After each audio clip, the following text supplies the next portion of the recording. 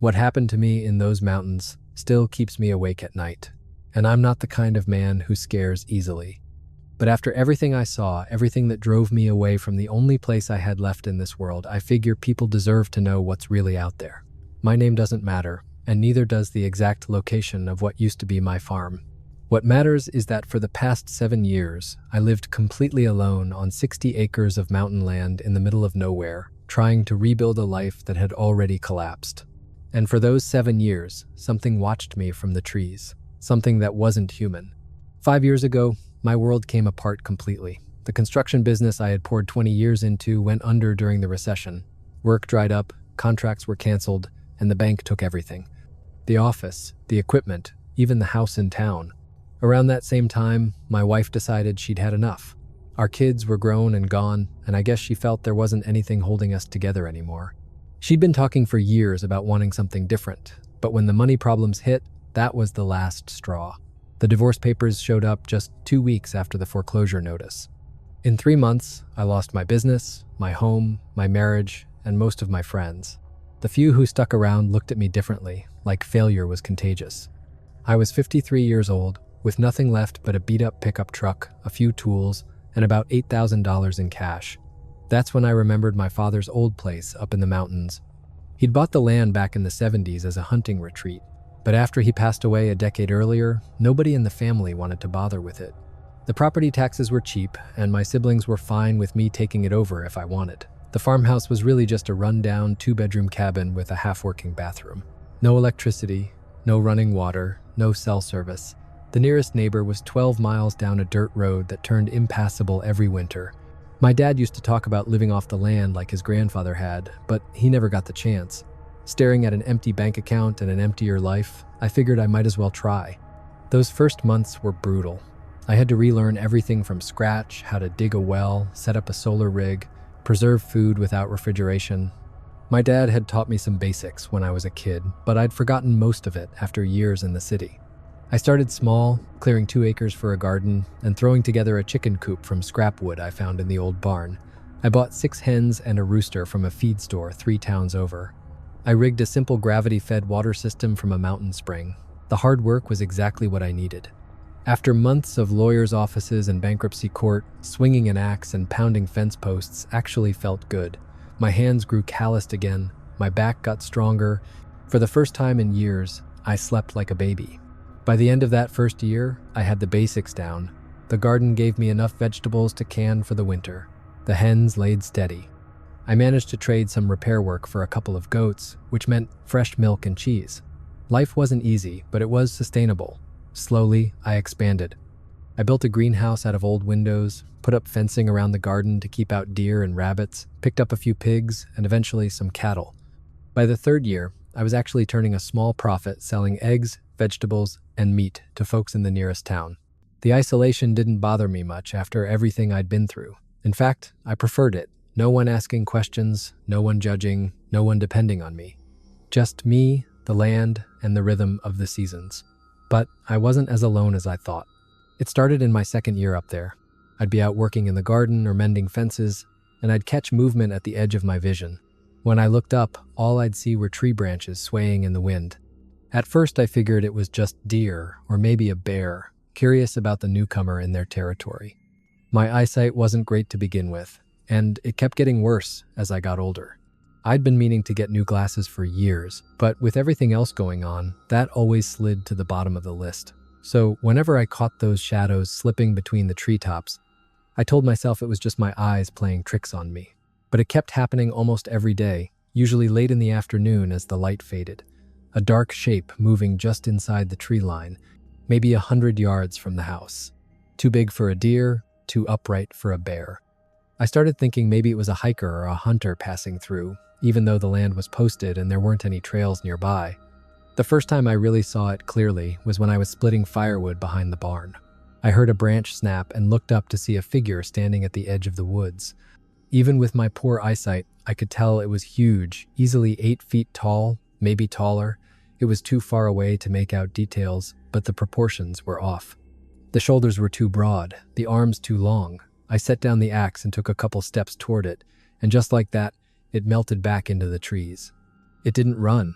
It didn't retreat, it was just gone, swallowed by the dark like it had never been there at all. That night, for the first time since moving up to the mountain, I loaded my father's old hunting rifle. I told myself I was being paranoid, but something about that encounter gnawed at me. If someone or something was watching my place, I wanted to be ready. Over the next few months, the sightings became more frequent, not just one figure, but sometimes two or three, positioned in different spots around the property. They never came close to the house or the livestock pens, but they were watching. Always at dusk or early morning, always just clear enough to know they were there. I started carrying the rifle whenever I worked outside, though I never had to use it. Whatever was out there seemed content to keep its distance. Part of me wondered if I should drive into town and tell the sheriff, but what would I say? That I was seeing shadows in the woods? They'd probably think the isolation was getting to me. The strangest part was how silent they were. I'd grown up hunting, and I knew the sounds deer and bears make when they move through the forest. These things made no sound at all until they wanted me to hear them. Sometimes I'd hear a branch snap or leaves rustle, but only when they were far enough away that I couldn't get a good look. By my third year on the mountain, I started finding physical signs. The first were on the fence posts around the pasture. Deep gouges in the wood, too high up for any ordinary animal to reach. 4 parallel slashes, like claw marks, 8 feet off the ground. I couldn't think of a single creature in those mountains that could do that. Then I started finding them on trees at the edge of the clearing, always on the side facing the house, as if they wanted me to notice. The gashes were fresh, deep enough to strip bark clean, not old scars that had been there for years. Around that time, the footprints appeared. The first ones I found in the soft mud near the creek where I drew water. Enormous prints, about 18 inches long and 6 wide. At first glance, they looked human, but the proportions were all wrong. Too broad, too deep, with impressions at the toes that looked more like claws than nails. I cast a few of the clearest ones in plaster, though I'm not sure why. Maybe I thought one day I'd need proof. For all I know, those casts are still sitting in a box somewhere, though I've done my best not to think about them since I left the mountain. By the 4th year, whatever was out there had grown bolder. The signs crept closer to the house, and I started finding stranger evidence of their presence. Stacks of stones arranged in perfect circles, branches woven into intricate patterns and hung from tree limbs like ornaments. Small wooden structures set up along the property line like boundary markers. The most unsettling discovery came one morning in the goat shed. I went out to milk and found all my tools had been moved. Not stolen, not broken, just rearranged. My hammers were lined up by size, screwdrivers sorted by type and laid out neatly, every nail and bolt organized into separate containers. Nothing missing, nothing damaged. But someone or something had spent hours going through my belongings with obsessive precision. The shed door had been locked when I went to bed, and it was locked again when I opened it in the morning. The padlock had been undone and fastened again without a single scratch or sign of tampering. I changed the lock and kept a closer watch, but it happened twice more over the next few months. Always the same pattern. Tools rearranged, supplies sorted, nothing taken. As if they were trying to communicate or maybe just scratching some compulsion I couldn't begin to understand. Around that same time, the livestock started acting strange. They'd huddled together in the farthest corner of the pasture, as far from the tree line as possible. Sometimes the whole herd would stand facing the woods, staring at something I couldn't see. If I tried to herd them closer to the fence, they'd panic and press together in the middle of the pasture. The Easter visit happened during my 5th year on the mountain. One of my sons called to ask if I wanted to come down for the holiday. We hadn't spoken much since the divorce, and I was surprised to hear from him. I figured it was his way of checking if I was still alive and in my right mind. I hadn't been away from home for more than a few hours at a time in nearly 2 years, but the thought of seeing family again was tempting. I asked a neighbor to keep an eye on the animals and drove into the city for what I planned as a long holiday weekend. It felt strange being around people again after so long in solitude. My son's house was loud and bustling, grandkids running everywhere, the television always on, phones ringing nonstop. I'd forgotten how overwhelming civilization could be. Still, it was good to reconnect, even if I felt like an outsider in my own family's life. The visit stretched into a full week. My daughter-in-law talked me into staying for my grandson's birthday party. Then there was a school play for one of the other kids. For a few days, I almost felt like a normal person again, not some hermit hiding out in the woods. But when I drove back up the mountain and saw what was waiting for me, I realized just how far my life had drifted from normal. Someone or something had been very busy while I was gone. The first thing I noticed were the trees. Along the edge of my property, massive pines and oaks had been uprooted and moved, not cut down, ripped straight out of the ground, root ball and all, and arranged into giant X shapes.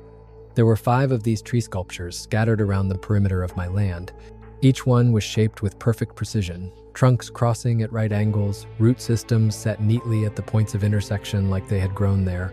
The trees themselves were easily 3 feet thick and 60 feet tall. Moving them would have required heavy machinery and a crew of men. But there were no tire tracks, no equipment marks, no signs that any machines had been used at all. The ground around each sculpture was untouched, except for the empty holes where the trees once stood. It was as if they had been lifted and placed by hand. I spent hours walking the property, trying to make sense of what I was seeing. The accuracy was uncanny, every angle exact, every placement deliberate. This wasn't vandalism, not random destruction. It was art, or maybe a message, crafted by something with unimaginable strength and a strange sense of design. The livestock were gone. The next morning, I found them bunched together in a field half a mile from the woods.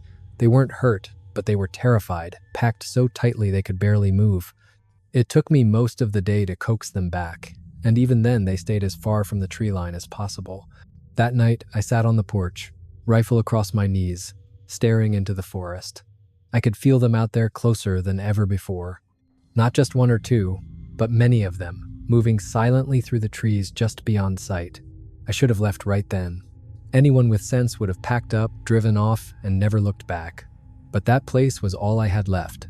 Without the farm, I had nowhere to go and no way to survive. I'd spent 5 years building something there. I wasn't ready to give it up. The truth is, they never actually hurt me. They scared me, yes. They completely shattered my sense of safety and normalcy. But in 5 years of encounters, they had never once shown real aggression. Part of me wondered if maybe we could coexist in peace. I was wrong. Everything changed after the fallen tree. Instead of staying at the edge of the forest, they started coming right up to my home. I found footprints in the garden giant impressions sunk deep into the soil between my rows of vegetables. More signs appeared on the house itself, scratches on the window frames, handprints on the siding. The handprints were the worst. They were massive, with fingers longer than my entire hand, and yet the proportions were disturbingly human, like an exact replica of our hands, just blown up to an impossible size. When I pressed my own palm against one of the prints, the resemblance was undeniable. Whatever made them was somehow connected to us, but twisted in ways that raised the hair on my neck. Then they began leaving gifts. The first was a deer skull, polished until it gleamed white in the morning sun, set carefully on the top step of my porch where I couldn't miss it. The antlers had been removed and placed on either side like decorations. A few weeks later, more offerings appeared. Interesting stones arranged in geometric patterns, bird feathers sorted by size and color. The skeleton of a small animal assembled with surgical precision, always placed where I couldn't ignore them, always arranged with the same obsessive order I'd seen in the barn. I brought some of them inside, thinking maybe that's what they wanted. But every time I removed something, 2 more gifts appeared the next morning. It was as if they were trying to establish some kind of relationship using a form of currency I couldn't understand. Around that same time, the sounds began. Not the random snaps of branches or rustle of leaves I'd heard before, but deliberate noises, clear signals meant to get my attention. Rhythmic knocking echoed through the forest. 3 slow beats, pause. 3 more, pause.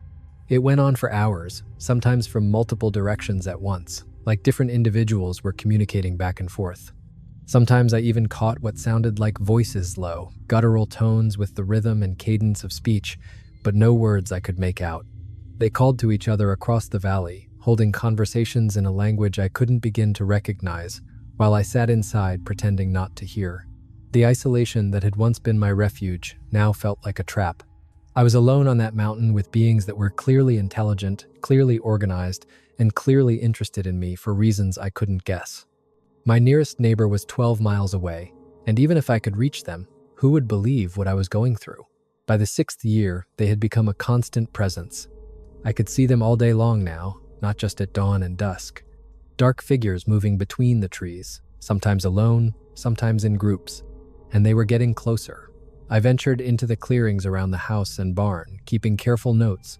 I started keeping a journal of sightings, mapping where I found tracks and markings, photographing the gifts and strange structures they left behind.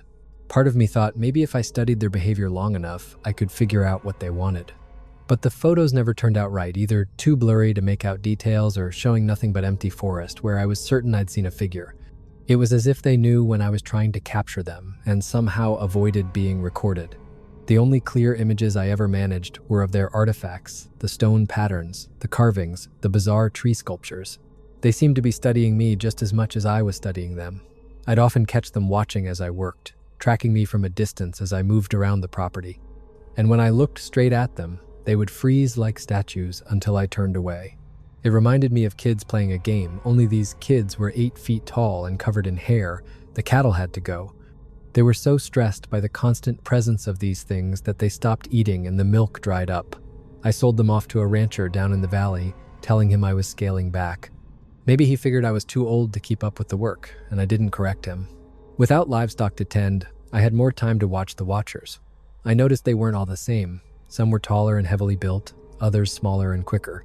Some seemed curious, lingering at the edge of sight, while others were cautious, vanishing the moment they thought I'd spotted them. There was no question there was a social structure at play.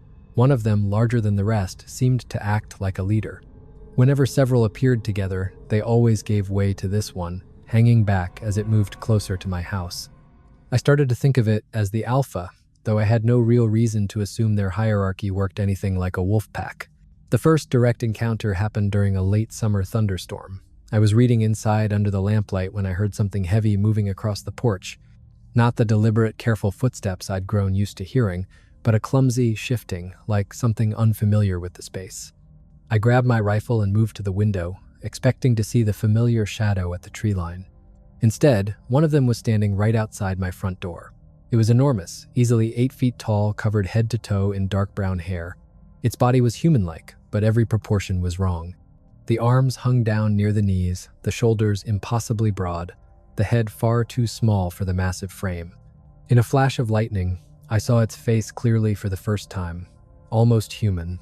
Almost, but not quite. The features were recognizable, yet exaggerated, like a caricature drawn by someone who had only ever heard humans described. The eyes were large, deep-set, reflecting light like an animal's. The nose was flat with wide nostrils. The mouth stretched too wide, showing teeth that were far too big and far too white. We stared at each other through the glass for what felt like hours, though it was probably only seconds. Its expression was unreadable, not hostile, not friendly, just an overwhelming curiosity, as if it were trying to figure out what I was thinking. Then it raised one massive hand and knocked on my door. 3 slow, deliberate raps, exactly the same rhythm I had heard echoing through the forest. It was trying to communicate with me, using the same method they used with each other. I didn't answer. I couldn't. I was frozen between terror and disbelief, torn between bolting out the back or opening the door to face it. The moment stretched on until another bolt of lightning lit up the porch, and just like that, it was gone, vanished silently, as if it had never been there. I didn't sleep that night. I sat by the window with the rifle in my hands, waiting for it to return, but the porch stayed empty. By morning, I almost convinced myself I had dreamed the whole encounter until I opened the door and saw what it had left behind. Sitting on the welcome mat was something unlike anything I had ever seen. A carving, made of what looked like antler or bone, about the size of my fist, polished smooth. The craftsmanship was extraordinary. Intricate patterns covered every surface, spirals and geometric shapes that seemed to flow and shift as I turned it in the light. But the most disturbing part was what those patterns depicted. Hidden among the abstract designs were familiar images. My house, rendered in miniature, every detail captured perfectly. My garden rose, even my truck, parked in its usual spot beside the barn. They had been watching me for years, memorizing every detail of my daily life. That carving proved their intelligence was far beyond anything I had imagined. They understood art, craft, expression. They could create beauty and meaning with tools and methods I couldn't begin to guess at. By all rights, I should have been grateful for what was clearly meant as a gift. Instead, I was horrified by what it implied. They knew me better than I knew them. They had studied my life, mapped out my routines, and recreated my world in unsettling detail, hinting at intentions I couldn't comprehend. That night, for the first time, I seriously considered leaving. I could pack my things into the truck, drive down the mountain, and never look back. find a small apartment in town, maybe pick up construction work for somebody. That kind of life wouldn't have been complete, but it would have been a normal life, a human life. But where would I go? I had no savings, no work connections, no family eager to take in a crazy old hermit with stories about mountain monsters. The farm was my last refuge, the only place left where I could live on my own terms. So I decided to try reaching back out. The next morning, I set one of my own gifts on the porch, a wooden bowl I'd carved from a chunk of oak. Nothing fancy, but shaped with care. I filled it with apples from my orchard and placed it exactly where I'd found the carved bone figure. The following morning, the bowl was gone, replaced by something new. Another carving, this time depicting the faces of animals I'd seen around the property. Deer, bears, rabbits, birds, each rendered with astonishing detail and artistry. For weeks, we continued this exchange. I left human-made things, tools, food, simple crafts, and found them replaced with their creations. They seemed especially fascinated by metal. My pocket knife, which I'd carried for 20 years, came back transformed. The handle was wrapped in woven fibers, decorated with tiny fragments of bone and stone. Their gifts grew more elaborate, more meaningful. Flat stones etched with detailed maps of the local terrain, showing not just the landscape, but animal dens, water sources, and seasonal migration routes. Star charts tracking the movements of planets and constellations with impossible accuracy. Mathematical concepts illustrated with colored stones arranged in ways I hadn't thought about since high school. It was clear I was dealing with a culture both ancient and sophisticated. These beings had lived in those mountains for generations, developing technology and knowledge systems that didn't rely on metal, electricity, or anything we'd consider the foundation of human civilization. And yet, no matter how fascinating the gift exchange became, I couldn't shake the feeling it was leading me somewhere I wasn't ready to go. Each gift grew more intricate than the last, and I felt an expectation building something beyond simple trade. They wanted something from me. The answer came in the form of a carving unlike anything they'd ever left before. Not bone or antler this time, but something like black stone, polished to a mirror finish. The surface was covered in symbols, not quite hieroglyphs, not quite abstract art. They seemed to shift when I wasn't looking directly at them, optical illusions playing at the edge of my vision, but the central image was unmistakable. It showed a figure me, based on the clothing and tools standing among a group of tall, hairy beings. All of them were facing the same direction, looking towards something beyond the edge of the carving. An invitation, or a summons. That night, I heard them closer than ever before. The forest around my house pulsed with movement and hushed voices. Their guttural language rose and fell with rhythm, almost like music. I saw lights moving between the trees, not electric lights, but something organic, glowing and flickering like bioluminescence. They were gathering, and I was being invited. Part of me was tempted. After years of watching and wondering, here was the chance to finally meet them face to face, to learn about their society and their purpose. The anthropologist in me burned to record what could be an undiscovered branch of humanity. But the survival instinct in me screamed danger. I was one man surrounded by dozens of creatures strong enough to tear trees from the ground. No matter how refined their culture, I was still a threat to their secrecy. How many others had been extended such invitations over the years, and how many had lived to speak of it? I chose to decline in the most respectful way I could. The next morning, I left another wooden bowl on the porch, this one filled with coins and paper money, the most unusual things I could think of. My way of saying thank you, but also of saying no. A gesture that both acknowledged their offer and made clear I wanted to keep things as they were. When I checked the porch the following morning, the bowl was gone, and nothing had been left in its place. No new carvings, no stone arrangements, no gifts at all. For the first time in months, my porch was bare. The silence stretched on for 3 days. No sounds from the woods, no flickers of movement in the trees, no sign of their presence on my land. I started to hope they'd accepted my refusal and turned their attention elsewhere. I was wrong. On the 4th morning, I found something that made my blood run cold. Scattered across my property were the remains of every gift they'd ever given me. Carved bones shattered to dust. Stone maps ground into powder. Decorated tools twisted and bent beyond recognition. But it wasn't random destruction. The fragments had been arranged into clear patterns, conveying a message. Spirals made from splintered artifacts stretched away from my house toward the forest. Arrows built from broken wood pointed at the trees. mathematical equations, broken apart, calculated distances and directions. The message was unmistakable: leave. But I was too stubborn or too afraid to listen. This was my home, my refuge, the last place I had left in the world. I had spent 7 years building a life here, and I wasn't about to be chased off by oversized apes with a taste for geometry. I swept up the ruins and tried to resume my daily routine, but normal no longer existed. They were always there, just beyond sight, making sure I knew I was being watched. The psychological weight was crushing. Living under the constant surveillance of creatures whose curiosity was turning into something far more threatening. The animals felt it too. My hens stopped laying and huddled in the corner of the coop. The goats turned skittish and nearly impossible to milk. Even the barn cats, fearless hunters, began hiding during the day, only creeping out at night. I started sleeping with the rifle beside my bed, jumping at every sound. My hands began to shake, making even simple chores difficult. I lost weight. I caught myself talking aloud just to hear another human voice in the suffocating silence. Looking back, I realized I was unraveling. The isolation, the unending tension, the knowledge that I was sharing my land with beings that could crush me without effort, it wore me down like water grinding away stone. Still, I told myself if I could endure their attention long enough, they'd eventually grow bored and leave me alone. I had survived the collapse of my old life. I could survive this too. I was about to learn how wrong I was. It happened on a cold October night in my 7th year on the mountain.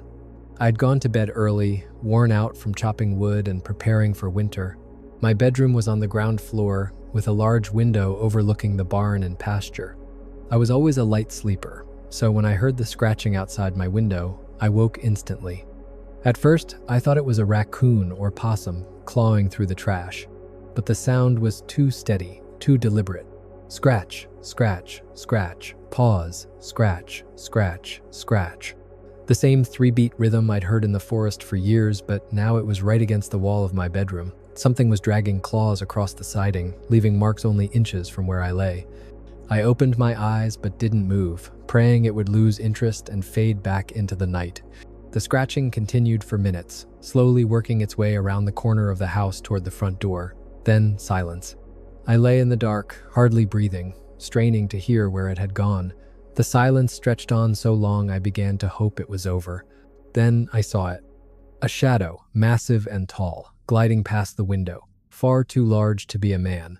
It stopped right in front of the glass, and I could see its outline etched against the star-filled sky.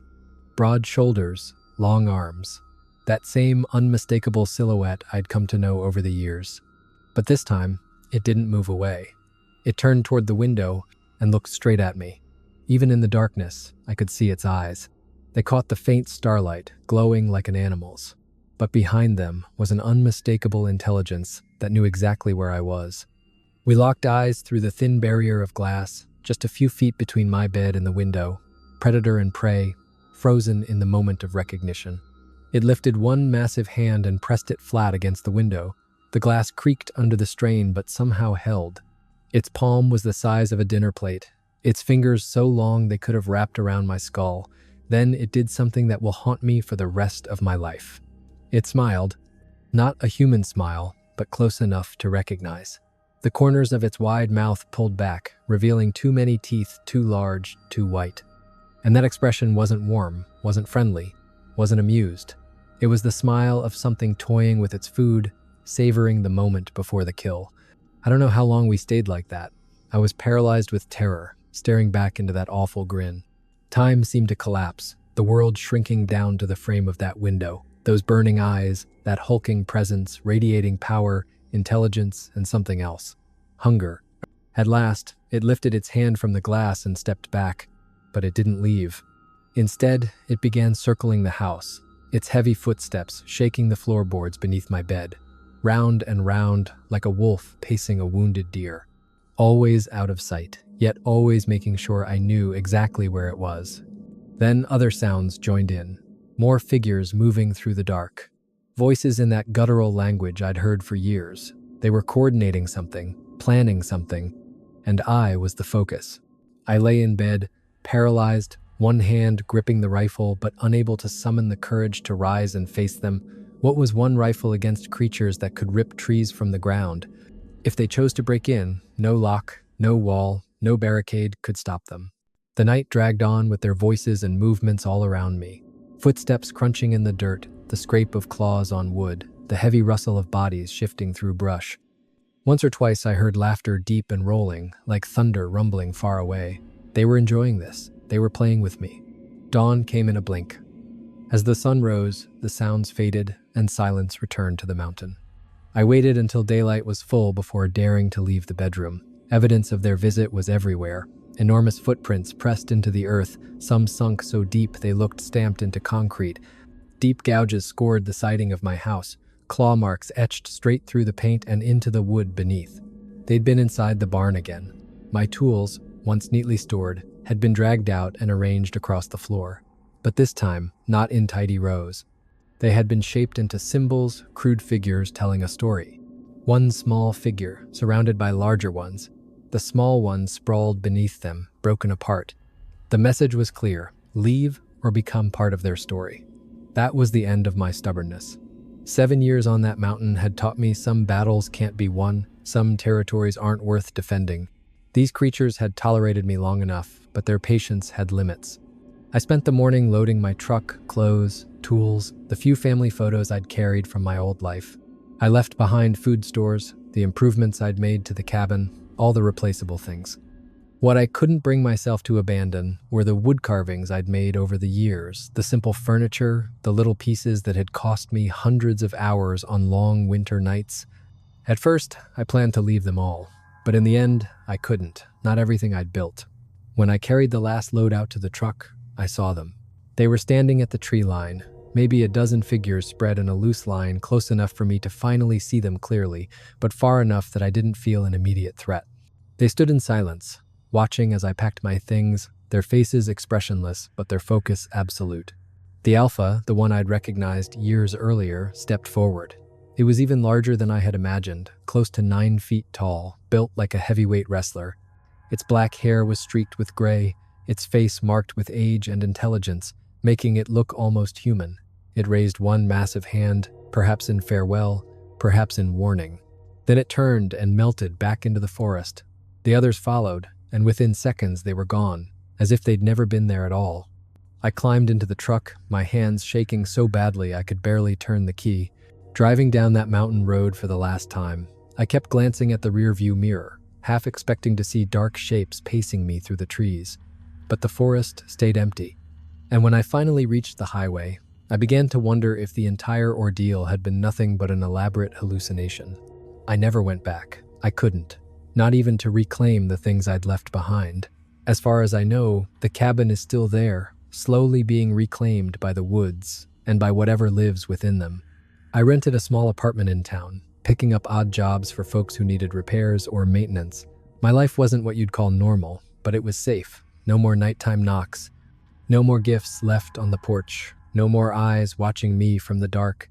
Still, the memories clung to me. For months, I barely slept. Every drip of water in the building, every footstep in the hall, every shadow passing my window sent me into a panic. I kept the rifle beside my bed and jumped at noises any sane man would ignore. People noticed. The landlord asked if I was all right. Neighbors complained about the way I stared at them when they walked past my window. The few family members I still spoke to called less and less, worn down by my rambling stories of watchers in the woods. I even tried talking to a counselor about what had happened. But how do you explain 7 years of living alongside something the world insists doesn't exist? She listened politely, then prescribed medication for anxiety and depression. I saw the doubt in her eyes. To her, I was just another old man who'd lived alone too long and started seeing things that weren't there. Maybe she was right. Maybe isolation had broken me more than I wanted to admit. Maybe everything I thought I'd lived through was nothing but a slow collapse of the mind under the weight of loneliness. But then I remember the heft of that carved bone in my hand, the impossible precision of the tree sculptures, the intelligence in those shining eyes. Whatever happened on that mountain was real, even if I can never prove it to anyone else. I still have some of the photos I took during those 7 years. Blurry shapes between trees, close-ups of scratched fence posts and stacked stones. Footprints that could be anything unless you knew what you were looking for. To anyone else, they look like the ramblings of a man losing his grip on reality. The plaster casts of those tracks sit in a box in my closet, Sometimes I take them out, running my fingers over the deep impressions, trying to convince myself they're real. The proportions don't match anything that should exist. Too human to be ape, too alien to be human. But they were there, solid proof of something the world says doesn't exist. I've thought about reaching out to researchers, to those who collect Bigfoot reports, and try to piece together evidence of an unknown species. But what could I tell them? That I lived peacefully beside a tribe for years until the day they politely asked me to leave? Most stories you hear about Bigfoot are fleeting glimpses in the woods or terrifying chases through the wild. Mine was 7 years of cohabitation. 7 years of silence, gifts, warnings, and finally, exile. And I don't know which is harder to live with now, the memory that it all happened, or the knowledge that no one will ever believe me. The people who claim they were attacked or threatened by vicious monsters just want to be left alone. My experience was different, more like a slow first contact between two intelligent species, carried out through gifts, gestures, and careful observation. That's perhaps the most unsettling part of it all. They weren't mindless beasts. They weren't primitive savages. They were people different from us in body and culture, but conscious, organized, and capable of both kindness and cruelty. They allowed me to live on their mountain for 7 years. In their own way, they protected me from dangers I might never have even known existed. And when their patience finally ran out, they gave me a clear warning and the chance to leave in peace. I often wonder what would have happened if I had accepted their invitation, if I had stepped into their world on their terms. Would they have welcomed me into their community, taught me their ways and their knowledge? Or would I have simply vanished into the forest, another unsolved disappearance for the sheriff's office to file away and forget? Living in town gave me access to the internet and libraries, resources I hadn't had in all those years on the mountain. I spent countless hours researching similar encounters, looking for patterns, searching for something that might explain what I'd been through. The stories are out there, if you know where to look. Native tribes across the Pacific Northwest have legends of wild people living deep in the forests. Loggers and miners from the early days of settlement told of confrontations with creatures that matched the descriptions I knew from my own experience. More recently, scientific expeditions have uncovered evidence of undiscovered primates in remote wilderness, footprints, hair samples, even film footage that no expert can fully explain. The scientific community remains skeptical, but the evidence keeps piling up. What strikes me most is the consistency of these accounts across time and geography. The physical descriptions match what I saw. The behavior patterns, the biological traits, the territorial markings, the complex social organization, they appear again and again in stories told by people who couldn't possibly have coordinated their claims. Either there is a vast conspiracy spanning generations and continents, or there truly is something out there that science has yet to acknowledge. Based on my own experience, I know which explanation I believe. The question that haunts me now is, how many of them are there, and where are they living? My mountain was just a tiny patch of wilderness among thousands of square miles. If a group that large could remain hidden in such a small territory, how many more groups might be living out there in the vast forests of Alaska, Canada, the Pacific Northwest? And what happens as human expansion continues to push into their habitat? Every year, logging roads cut deeper into the backcountry, housing developments creep higher up the mountainsides. Hiking trails and recreation areas draw more people into places that were once truly remote. How long until the boundary breaks? How long until someone with a sharper camera or a quicker shutter finally forces the world to confront what's been hiding in plain sight? Even here in town, 2 years after leaving the mountain, I sometimes hear things that shouldn't be there. Heavy footsteps on the roof, too loud for cats or raccoons, scratching on the apartment walls, always in that same 3-beat rhythm I know too well. Voices in the alley behind the building, speaking in that guttural language that still raises the hair on the back of my neck. Logic tells me it's paranoia, the lingering scars of trauma and isolation, but instinct tells me otherwise. These beings didn't just evolve in one mountain valley, they've lived alongside us on this continent for thousands of years, adapting, surviving, hiding through our technological revolutions and population booms, the very upheavals that drove countless other species to extinction. They are still out there, watching, not just me, all of us, studying our patterns, our weaknesses, deciding how long they can keep their secret in a world that grows smaller and more connected every day. Sometimes I wonder if my experience was unusual only because I was alone, isolated, unthreatening, and sometimes In the quiet hours of the night, I wonder how much longer their patience with the rest of us will last. A quiet man living on the edge of their territory doesn't pose much of a threat to their security. But what happens when that man has a camera, an internet connection, and no reason to stay silent about what he's seen? That thought kept me awake at night. I've kept silent about my experience for 2 years, partly out of fear that people would think I was insane, partly out of a misplaced loyalty to the beings who let me share their world for so long. But recent events have convinced me that the time for secrecy is running out. Last month, a hiker went missing in the very range where my farm once stood. Search teams found his campsite torn apart, his gear scattered, but no trace of him. The official report blamed a bear attack, but the damage didn't match any known bear behavior. 2 weeks later, a hunting party reported being stalked by something massive, upright, moving through the forest with impossible stealth. They never got a clear look, but they cut their trip short and swore never to return. The encounters are becoming more frequent, more public. Whatever understanding once existed between their kind and mine is unraveling. My years of peaceful coexistence were the exception, not the rule. They're running out of places to hide. They're losing patience with our intrusion. Humanity deserves to know what's happening out there, not because I want to expose or exploit these beings, but because ignorance endangers us both. If we're to share this world, we need to understand what we're up against. They are not monsters, they are not myths, they are not figments of overactive imaginations. They are people different from us, yes, but real, intelligent, and capable of both cooperation and conflict. They've been watching us far longer than we've been watching them. And they understand us far better than we understand them. The question now is, what will we do with that knowledge? I don't know what happens next. Maybe my story will be dismissed as the ramblings of a lonely old man who spent too much time in the wilderness. Maybe it will be filed away with hundreds of other Bigfoot tales forgotten by those who refuse to believe.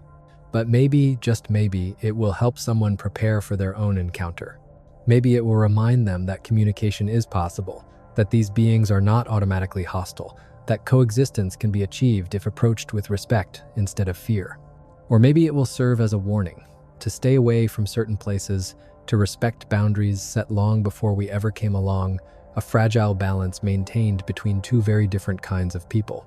Either way, I've said what needed saying. The truth is out now. For whatever it's worth, take it as you will. As for me, I plan to leave this town soon. The memories here are too strong, too close to the mountain where everything changed. I'm thinking of heading east, maybe finding a place near the coast, where the horizon is wide and the forests are young, somewhere without shadows that move when they shouldn't, somewhere without the familiar rhythms of scratching in the night, somewhere without the feeling of eyes that see too much, know too much, somewhere I can pretend, if only for a little while, that I am the only intelligent species on this continent. But deep down, I know better. They're out there, they're watching. The only question is, what are they waiting for?